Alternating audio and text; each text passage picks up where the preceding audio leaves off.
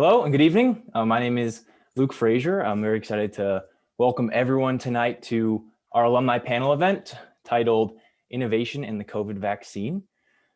Tonight's event is being put on by the Tufts Entrepreneurial Network, which is called 10, as part of the Tufts Entrepreneurship Center, which goes by TEC, all in partnership with the Office of Alumni Relations, which I don't think goes by an acronym. 10, or the Tufts Entrepreneurial Network, is a group that strives to bring global Tufts alumni across business, professional, and all different types of sectors to discuss challenges and opportunities related to entrepreneurship. I'm an alum from the class of 2012.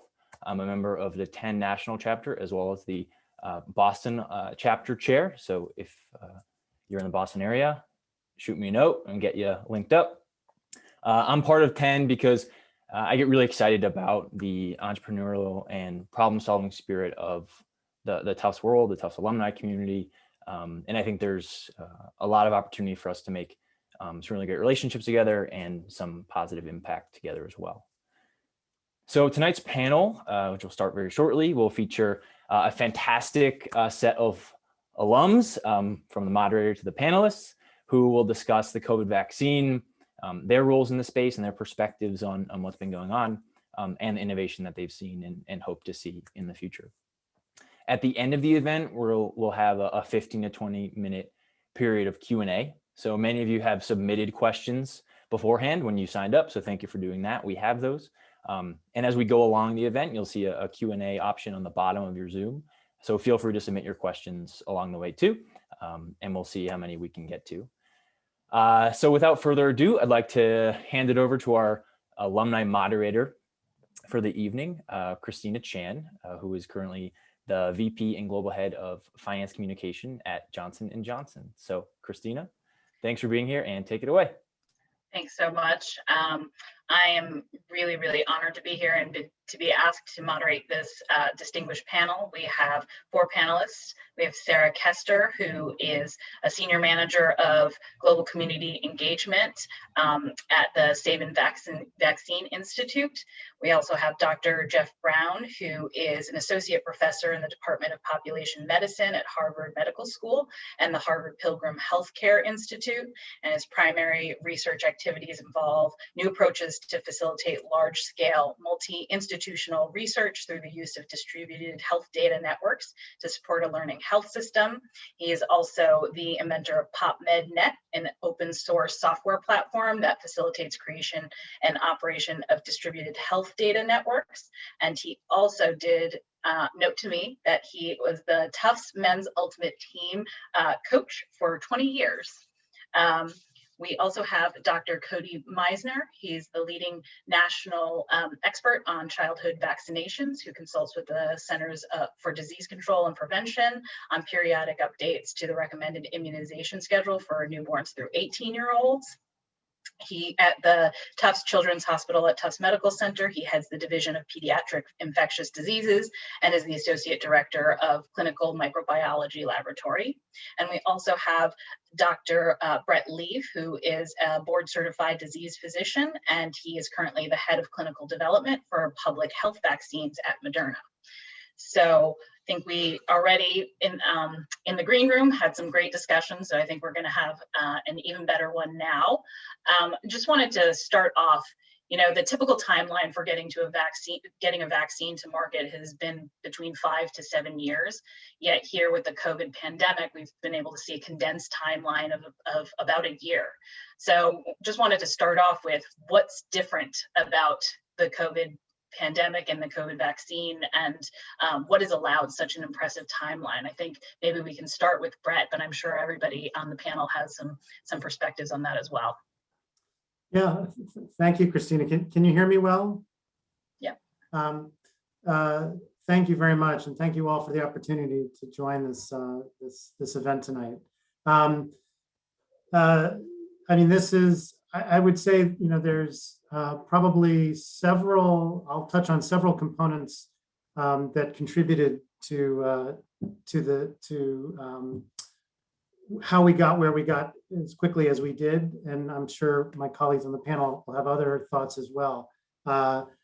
The first is it's in response to this unprecedented public health emergency, we had really had the opportunity to develop incredible technologies and bring them to bear at an opportune moment. So there was a little bit of hard work that went on behind the scenes for many years in the world of vaccine development that had an opportunity to shine here. Not just our technology, but technology developed right around the corner at Beth Israel Deaconess Medical Center. And so that's one. Number two is collaboration. And I think we're going to talk a lot about that tonight, but an unprecedented collaboration between industry, between the government, between academia,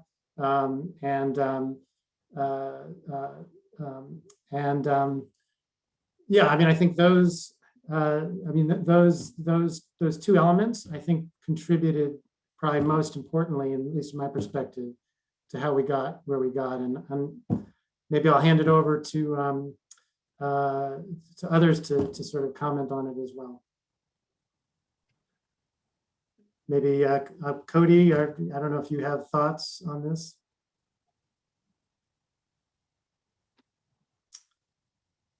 I think you're still on mute. There you go. Thank you. Sure. Thanks, Brett. And I will say you're being very modest.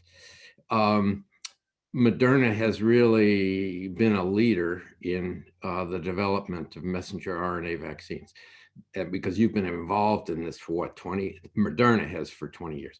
But let me say a couple of comments. First of all, the development of a novel vaccine, a new vaccine, typically costs between $500 million and $1 billion. I mean, it is extraordinarily expensive. And number two, vaccines don't generate too much money for a pharmaceutical company. It's not a big seller because you get a vaccine once or twice in your life, maybe 3 or 4, but not very often. It's nothing like a cardiac drug, which is used repeatedly.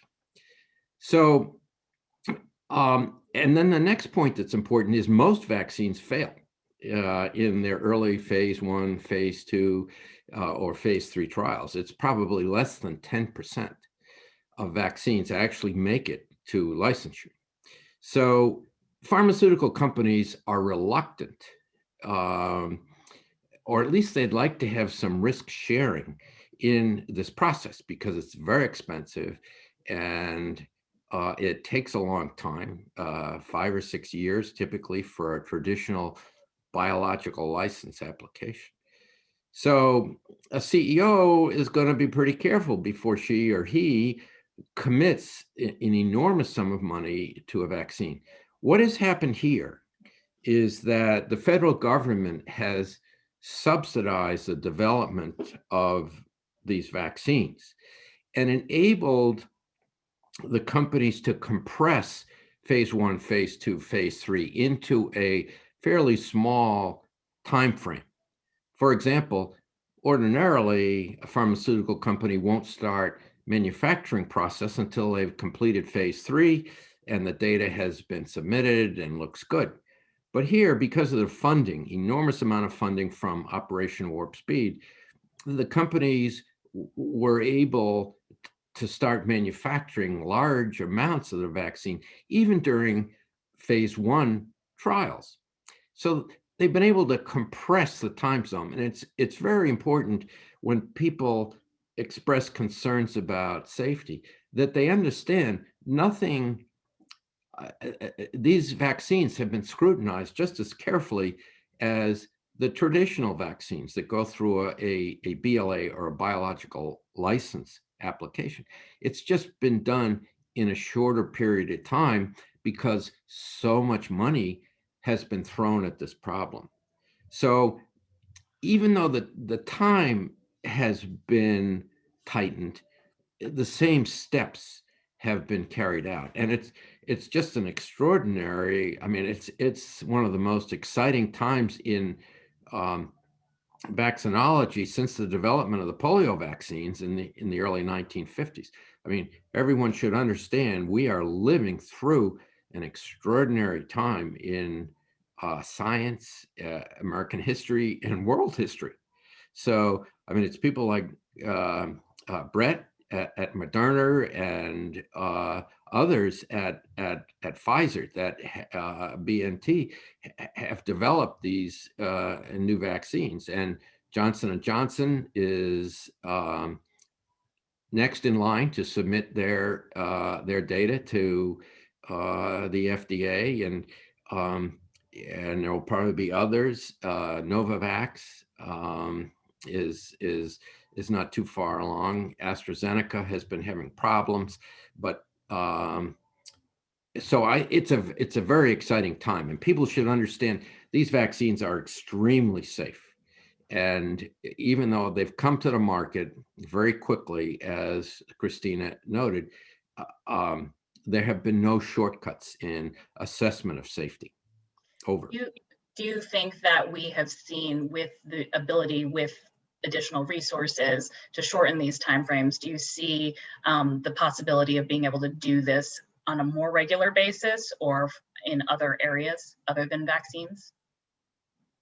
Yes, I do, Christina. I think that this is a revolution in vaccinology, and the advancements, for example, the adenovirus vaccine that Johnson & Johnson is bringing along is also remarkable. These vaccines, first of all, remember, we're going to see more pandemics, and we typically see a new pandemic every 25 years or so.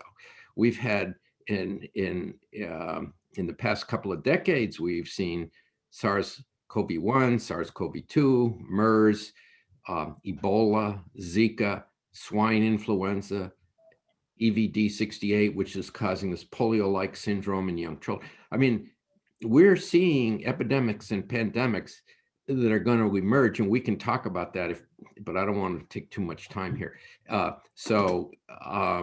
Yep, I think that these technologies are going to be extraordinary. So now that we do have we have vaccines and more on the way that are approved for emergency use, you know, what do you see, Sarah, as some of the biggest limiting factors in getting people vaccinated? Because now this is the next step in this process. Yeah, absolutely. There are a lot of challenges, and I think we look at challenges here in the US, but I think a lot of similar challenges we're seeing the work I do in low and middle income countries. So in talking with immunization professionals, those that work in immunization programs at national and subnational levels, I think we're seeing challenges related to vaccine hesitancy. That's the number one thing that comes up in conversation. We're hearing it in the US, we're hearing it abroad. It's not a new issue. You know, in 2019, vaccine hesitancy was one of the top 10 threats to global health. But we're seeing it in a new way related to the COVID-19 vaccine. So hesitancy is a huge challenge. I think there's also a real challenge on how you engage communities.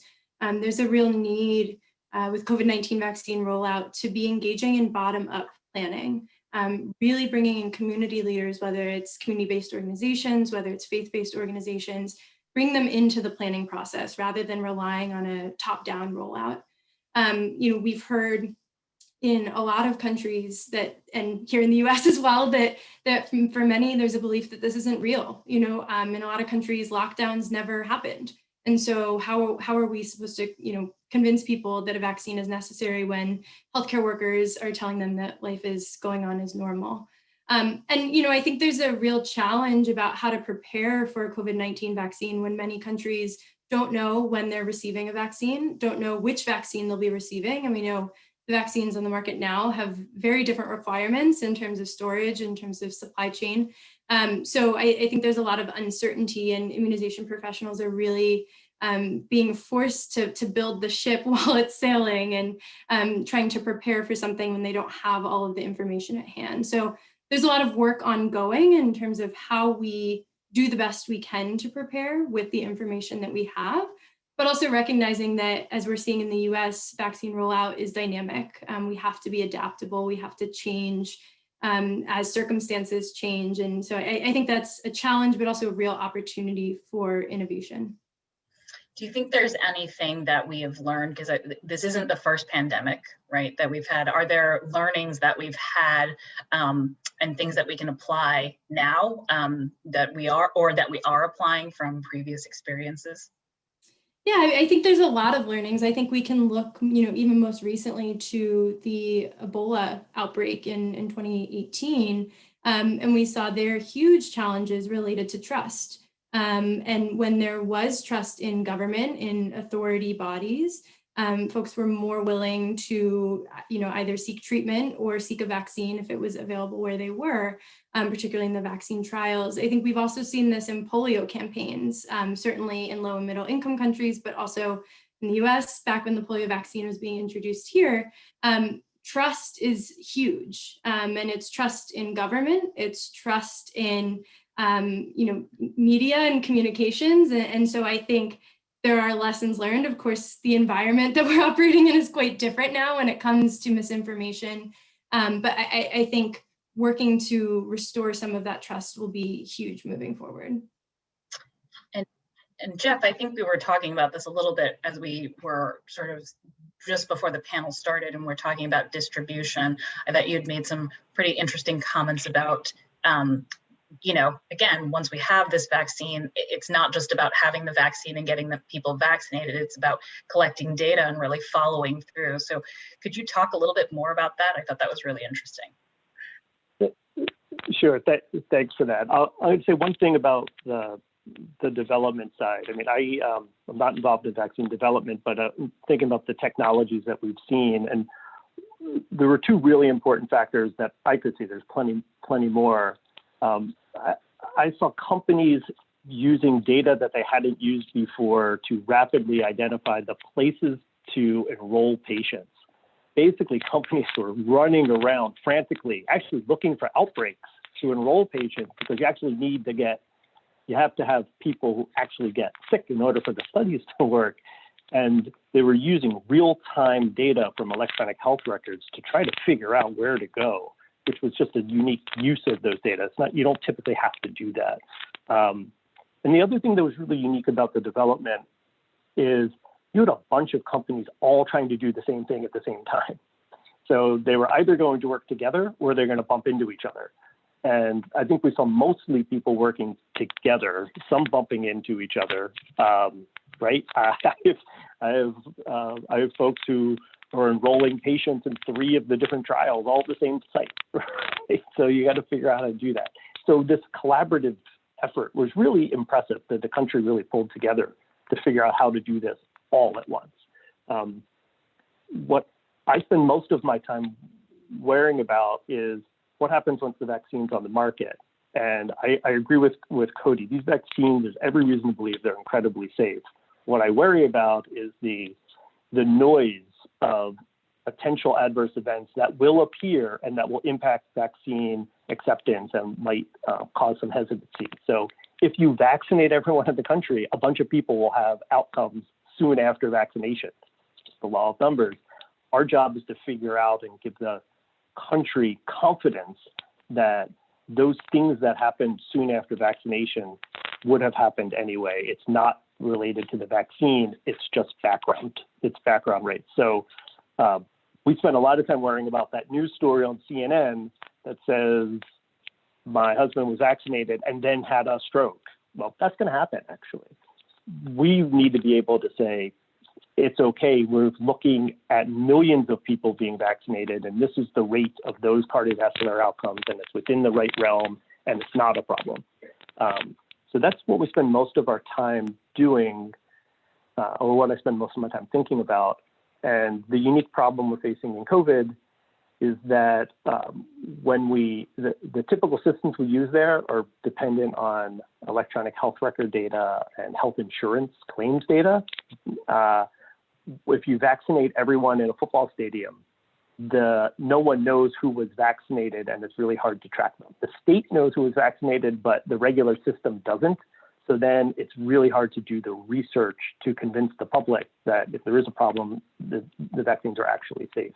So we're running into pretty serious problems of that post-market safety and trying to figure out how to make sure that we have the systems ready to show that these vaccines really are safe. And if there is a problem, to be able to track it down very quickly.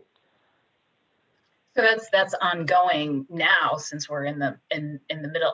Are there things that we've already had to change, or how have we adapted to what we would have typically done, right, in some of this post-marketing work versus today in the situation we're in now? Yeah, the unique scenario now is that with so many products we expect will be approved all within a short amount of time, all of those companies and the FDA and the CDC are all trying to do the same type of surveillance with the same sources of data. So they're all bumping into each other. So where Operation Warp Speed actually did a nice job with coordination, people weren't really I know that they weren't thinking about what happens once it's on the market. So what we're spending a lot of time on is trying to find the right coordination in the post-market space. In swine flu or in H1N1 10 years ago, we had the same issue of we had to figure out how to coordinate. And really what happened is one person in the Department of Health and Human Services took it upon themselves to do it. And I don't think it was his job. I think he just said, it's going to be my job now. And he, by force of will, had the leadership to coordinate the vaccine safety response. We haven't really seen that in the post-market space yet. So I don't want to be depressing, but we're trying every day, I promise. This is a real time, right? This is the real time discussion too of what we're living through. And I think that, there is, to your point, there's just been a ton of innovation. I think it would be really interesting because the mRNA platform that the Moderna vaccine is based on is not something we've seen in a vaccine before COVID. And so I think that people maybe don't appreciate how much has gone in. So if you could just share a little bit, because I find this fascinating, how quickly we can, and it's not that there wasn't work done before. So maybe the journey through to getting to the COVID vaccine that you have would be great to hear. Yeah, sure. So yeah, a minor correction, Cody. Moderna has been in existence for 10 years, which is a long time, and particularly since this is our first product in the commercial space. So it has been an incredible amount of work that's gone into to get us where we are. And I would say, what's unique about mRNA is it leverages the modality leverages the language that the body uses to communicate. So rather than most vaccines being protein-based or DNA vector-based, this is essentially how our cells communicate the message from our DNA to make protein. So it's there's no virus involved. We can take from the time that the sequence of the Wuhan strain was available to make the sequence to make the plasmid that then generates the mRNA is literally done in hours, and then you can quickly. It's very amenable to a scaled manufacturing platform because you don't have cellular bioreactors that you need for protein-based vaccines, and can be done in a much smaller physical space as well.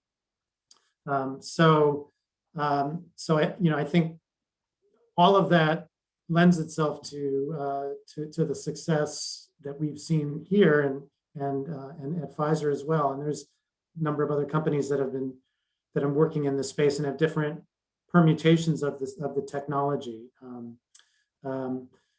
But this is the first time that it's ever been demonstrated to not only to be safe, but to be effective. And I mean, I'm still awestruck by how effective these vaccines were. I mean, prior to joining Moderna last April, I worked in influenza vaccine development at Novartis and then Securus. And in a good year, a flu vaccine efficacy is around 50%. So to see, and when we were thinking about the design of the trial, we really hadn't envisioned that that the vaccine would be as effective as it is, and all of these are. So it speaks to the power of this platform and technology, and it lends itself. I've seen some questions about how can we adapt to the variants, for example, and some of the other future emerging pathogens. I think this is a proof of concept that mRNA technology can quickly adapt and to these threats that are inevitable, really. I think that point about the efficacy is something that for anybody who's at least looked in this space was probably very surprising, but in a great way. So Cody, I'm wondering for you, given how much time you spent in this space with vaccines, what was your reaction in seeing at least some of this data that you've seen for these vaccines, specifically the ones that are already approved for emergency use? I think you might be on mute.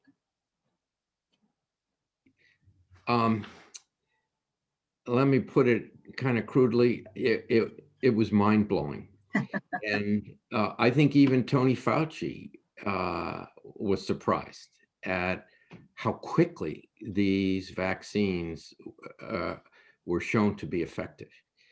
And I think so. I have a couple of thoughts about several of the points that people have made here, because it's really very interesting, this conversation.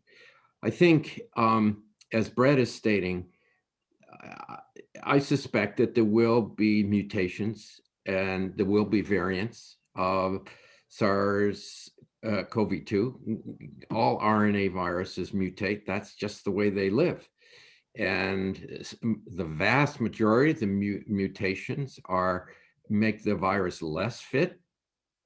But every once in a while, there will be a mutation that makes the virus more fit, and it will substitute an amino acid at the receptor binding domain of the spike protein and enable the virus to be stickier to the cellular receptors and therefore become more contagious. Viruses, I think, are less likely to become more virulent because a virus doesn't want to kill its host. A virus doesn't want to even make its host sick. The virus just wants to replicate and infect someone else. And so the less sick you are, the more likely you are to go to school or go to work and spread the virus to everybody else. But certainly the viruses will mutate and can become more contagious. But as Brett pointed out, I mean, it's easy to take the new spike gene and from these mutants and program their instruments and then all of a sudden have some new plasmids that encode them. The problem is not the technology. The problem is that Sarah's confronting, and that is to get this vaccine into people, to get people to accept these absolutely remarkable vaccines. And let me just make one comment about what Jeff said, because I spent a lot of time thinking about this issue. And I agree completely with what Jeff said. Remember, we give hundreds of thousands of vaccines every day. And when you think of all of the 16 vaccines that we administer to children and to adults, and so anything is going to happen a day or two after a vaccine is administered. And for the vaccinee, if the vaccinee gets a vaccine on Tuesday and then Wednesday has a stroke or a heart attack, the first thought is that, oh my goodness, it was the vaccine that caused this. And in point of fact, it was very unlikely that it didn't. For example, Paul Offit tells a very interesting anecdote about this. He's someone who's done a lot with vaccines also in University of Philadelphia. And he talks about his wife, who's a pediatrician, and she was just about to give a vaccine to a 12-month-old child, and the child developed a seizure before the vaccine had been administered. And eventually the seizure became very severe and the child died. If she had given that vaccine before the child developed a seizure, just a matter of a few seconds, then people would have always said the vaccine caused the demise of this young child. So adverse events will occur after any vaccine. We know that's going to happen. The issue is it a causal relationship? That is, did the vaccine have a role in causing the adverse event, or was it simply a temporal relationship? And this is a hard concept to come to terms with if you're not a statistician or you're not comfortable thinking about large numbers. I mean, I like to draw the analogy, you know, if you're walking along the street and you see a Dunkin' Donuts on the other side, and you want a cup of coffee, you say to yourself, well, I know it's dangerous crossing the street, but I want that cup of coffee.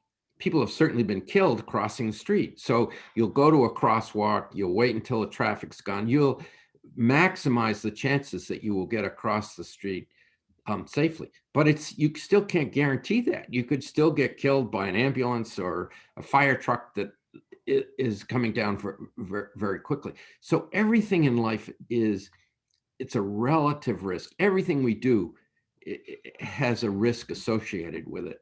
And it may or may not be related to the preceding event.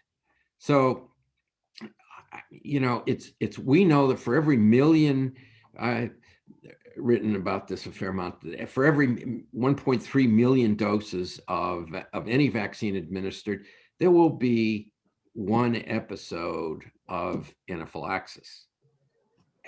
That's just what's going to happen.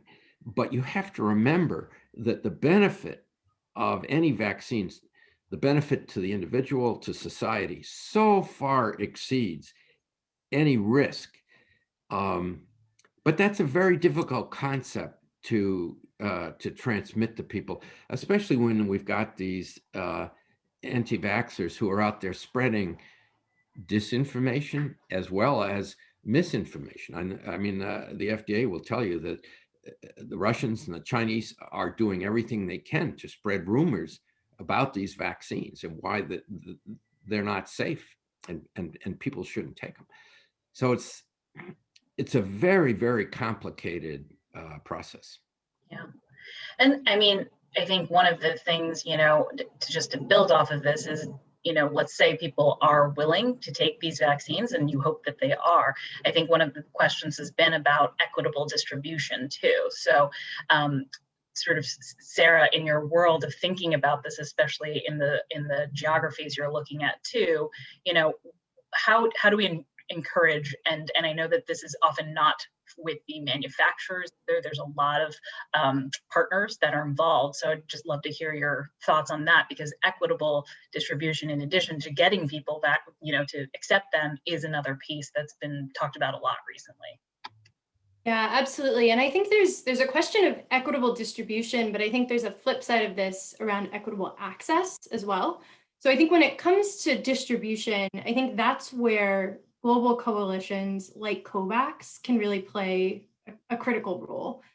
So for those unaware, COVAX is part of the Access to COVID-19 Tools, the ACT Accelerator, which is really a global collaboration that's aimed at accelerating the development, production, and access to COVID-19 tests, treatments, and vaccines.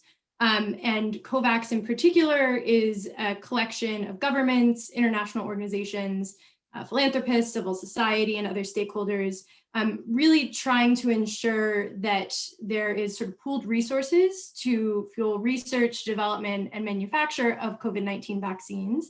And then, excuse me, once they're manufactured, also negotiating pricing and distribution. So I think we're really seeing some really interesting and innovative partnerships that have emerged to facilitate the distribution.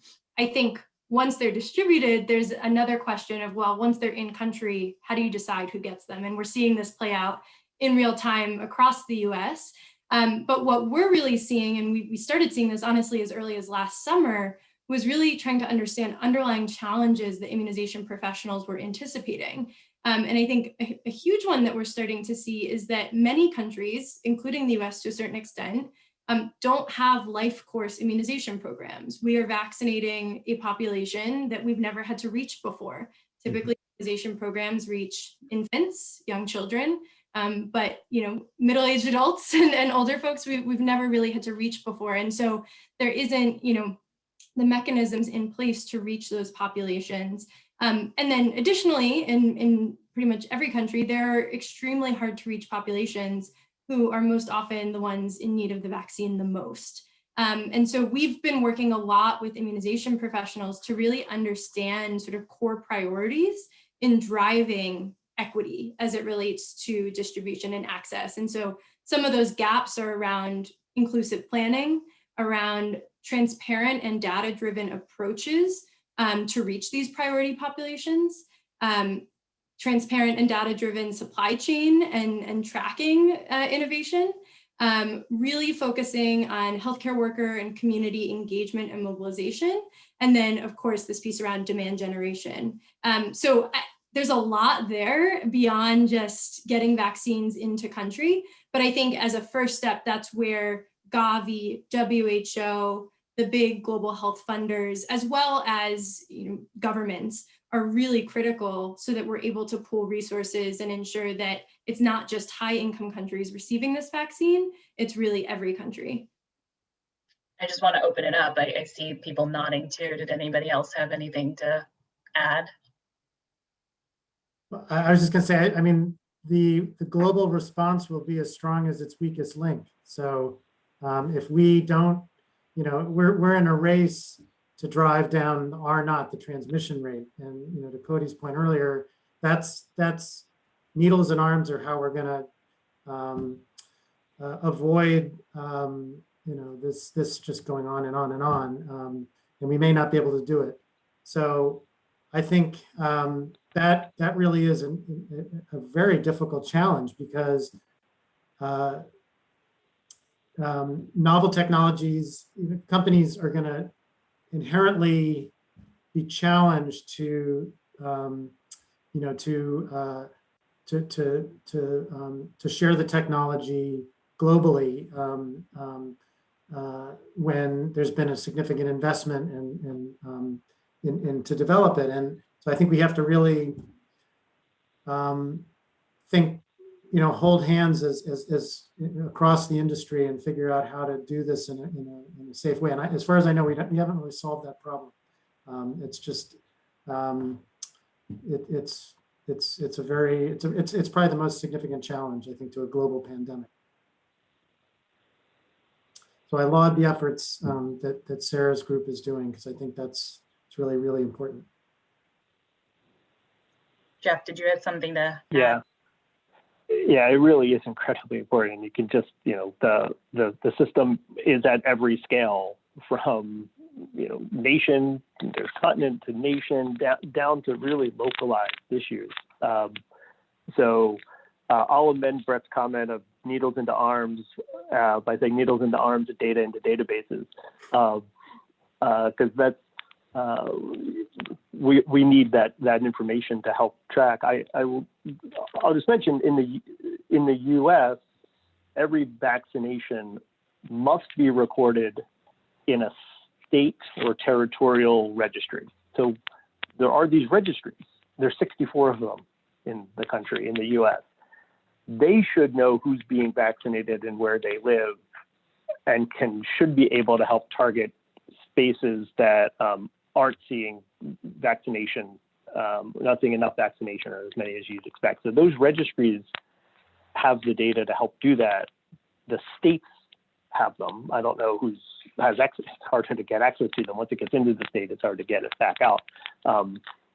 But every vaccination is recorded in these 64 different registries around the country. Why are there 64 and not 50? Well, New York's got 2 of them, and the Indian tribes, the Native American tribes have them, and the territory has one. But that's just that's how it goes in the U.S. And I was on a call this morning with I think 7 of the manufacturers, and describing their worldwide issues of tracking who's vaccinated, and it looks the same in Europe.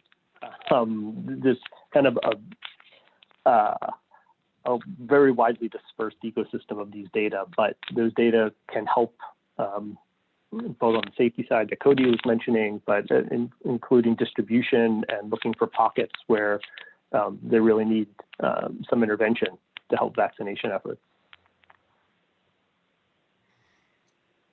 I think that I'm starting to see some of the questions coming in too. I actually think this distribution question is one of the top questions, and I think you can feel free to answer as much or as little as you want. I think that it's hard not to look at our U.S. Rollout. So I think we've gotten a question here about whether you have thoughts on how we're doing and where our places we could improve or things we could be doing differently. Well, Christina, can I just make a comment about the last topic that we're talking on? We're living on one globe, and it's one international community. I think that we've probably had mutations among coronaviruses for thousands and thousands of years. It didn't become such a big problem because everyone lived in colonies or tribes. There weren't any 747s to fly around the world. So these new viruses, the novel viruses, didn't spread. But that era is gone. We're going to encounter new pandemics on a pretty regular basis. I think that this is quite predictable.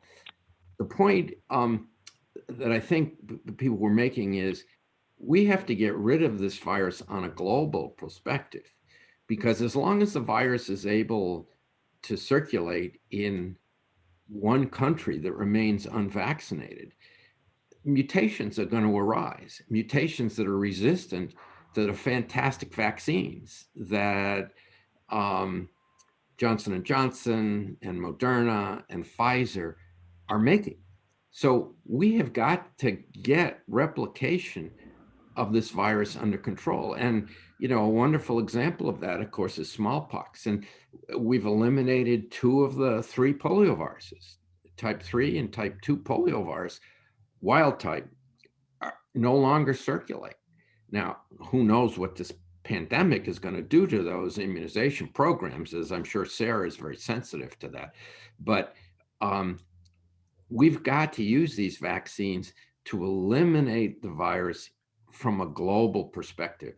Viruses, as everyone says, don't respect borders. So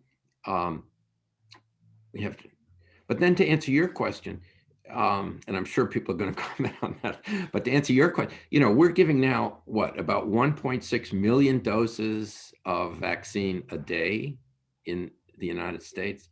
Man, that's just extraordinary. That we've been given these miraculous vaccines by the pharmaceutical company.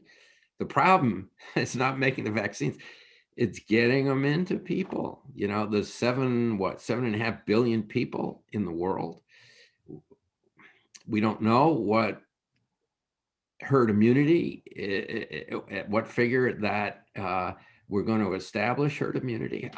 I happen to think we're getting pretty close, and I think the numbers are going down between the vaccine and the number of people who have been infected, and that's why we're seeing this improvement. But this has to be a global activity, and that's what Sarah is working on so hard with the Sabin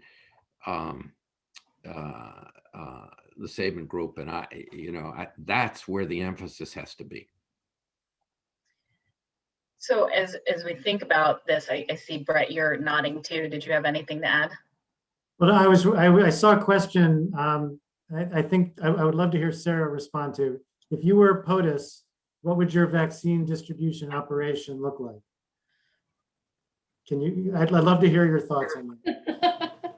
That's a complex question. I mean, I'm not sure this touches necessarily on distribution. I think something that has been missing, in the current approach in the US is really taking a human-centered approach to vaccine distribution. I think we have all probably heard the countless stories of folks 65 and up who don't have smartphones or have not used computers and trying to book vaccine visits, and they're not available or turning up and it was the wrong day. So I think, probably a first step would have been really taking a step back and building out a human-centered approach to actually rolling out these vaccines. I think it's very easy to say we'll set up clinics and people will schedule and show up. But I think this goes back to the whole idea that we're vaccinating a population that we've never had to vaccinate before, that aren't coming in for their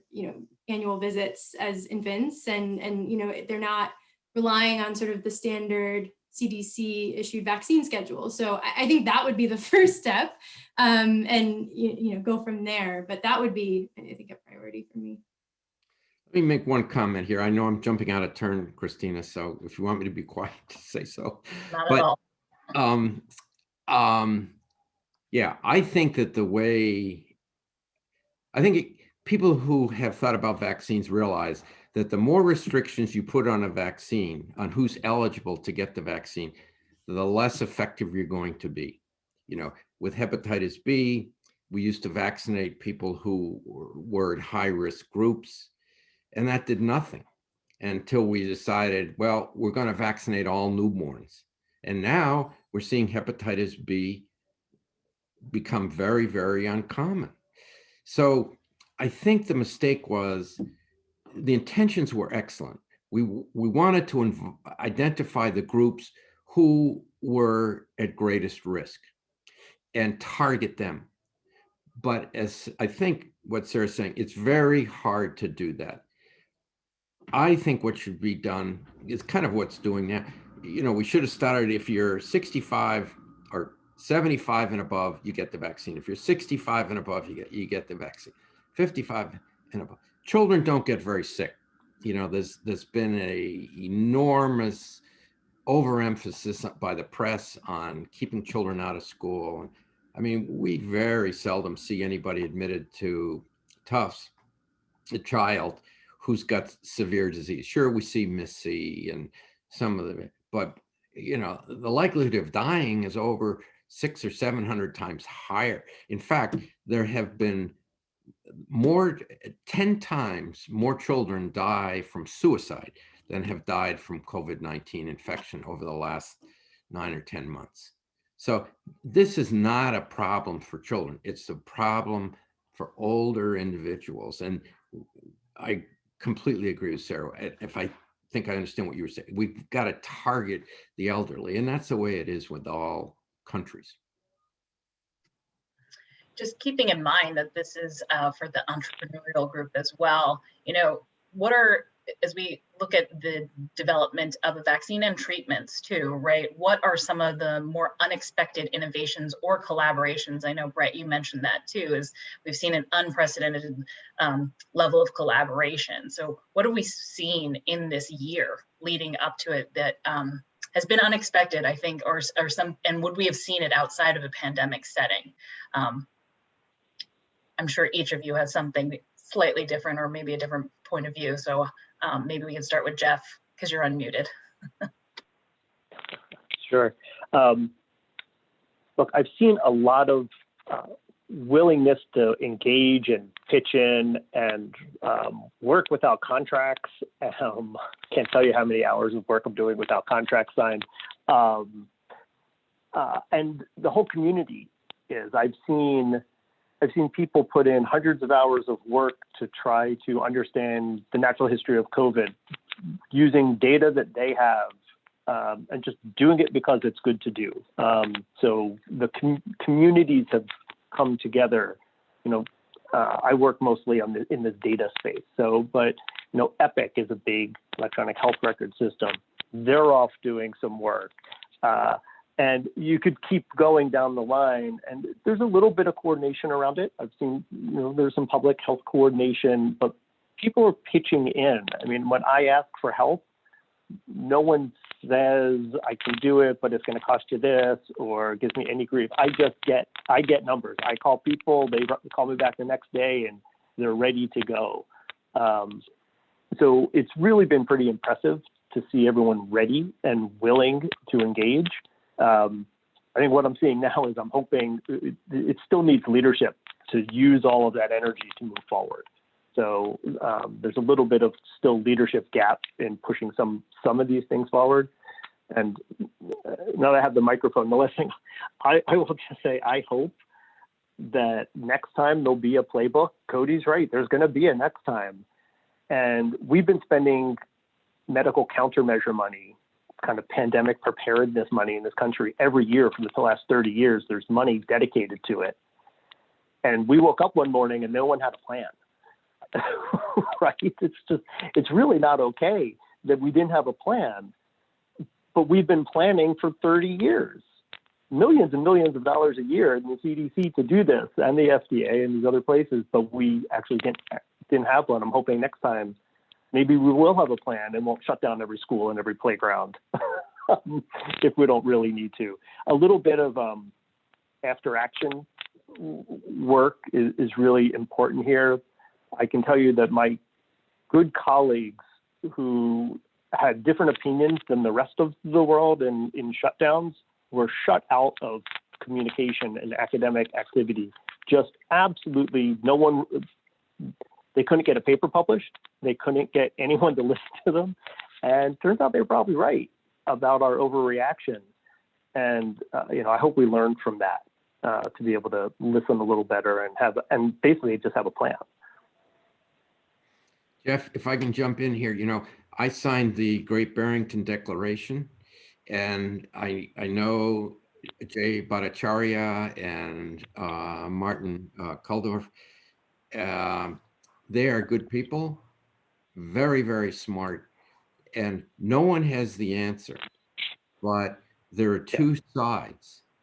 And the problem, as you're saying, Jeff, is the scientific community did not want to hear another side. And I think that's part of pandemic preparedness that we need to think about. So I think that's a great point. Yeah, I'm a good friends with Martin, and who I was talking about. He's really an incredibly bright guy, and it was very hard to get attention. So, yes, hopefully we learn. He's a special person, and I send him an email every once in a while to tell him not to lose hope. Yep. Keeping on the idea of better collaboration or unprecedented collaboration or innovations, Brett or Sarah, anything else from your ends that you've seen that you haven't seen before leading up to this? Yeah, I mean, I think if you had told me that it was possible to do your entire clinical development life cycle of a vaccine, a novel vaccine, a novel platform of a vaccine in less than a year, I would have thought that it was like a dream or a hallucination. So I think that proof of concept, and we can talk at length about how it happened and what enabled it, but that proof of concept, I think, will be a new paradigm, I'm hoping, for what you need, sort of the essential elements of safety that you need to demonstrate and effectiveness to fulfill the criteria that FDA stated, known or potential benefit for emergency use. and hopefully licensure, that'll become the standard. So that's my great takeaway from all of this. It's a good one. So I think that's one that's a really, really good one. So glad we have that. Sarah, just to give you, I know we are coming up on time and just want to make sure you had a chance. I'll be quick. I think something we're seeing in the vaccine delivery space is really the beginning of really innovative public-private partnerships as we look at supply chain improvement and really using design principles and solutions centered on the patient experience. I live out in Washington State, and we're seeing Starbucks partner with the state to actually help with vaccine rollout. And so I think Amazon as well. And so I think that's the start. And it'll be exciting to see how more of these really different partnerships develop over the next few months. Thank you. I want to thank Luke and for inviting us. This is a great panel. Thank you guys for letting me host, and I'll turn it back over to Luke now. Awesome. Thank you, Christina, and thank you everyone for that awesome discussion. I imagine that there are a lot of people clapping in their living rooms at home. A privilege to hear you all speak. And I imagine we could listen to this conversation into the wee hours of the night, especially with the amount of questions that were generated from the conversation. So thank you so much. Just to quickly wrap up, there will be a follow-up email from this with some information on the Next 10 event, a networking evening happening in late March. Amy from the Alumni Relations Office just also included a bunch of links that you might be interested in checking out. Tufts has a 100K New Ventures competition with an upcoming deadline. Brett will be on another event coming up in March as well, if you have more questions for Brett. And then additionally, we have a 10 Slack channel if you're interested in staying in the know. And there's a number of other ways to get involved with the Tufts alumni community. Two things I'll just call out before we hop.